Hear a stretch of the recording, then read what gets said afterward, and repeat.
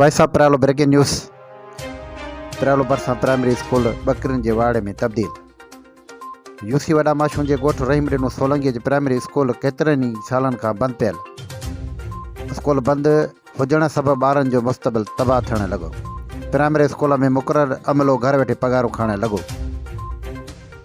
सुञाणे जो पारां तालीम जे आला अख़्तियारनि ऐं DC खैरपुर खां मुतालबो कयो त नोटिस वरितो वञे स्कूल खे फॉलो बणायो वञे जीअं ॿारनि जो मुस्तक़बिल तबाह थियण खां बचे।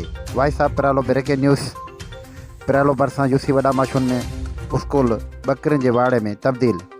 ॿारनि जो मुस्तक़बिल तबाह थियणु लॻो।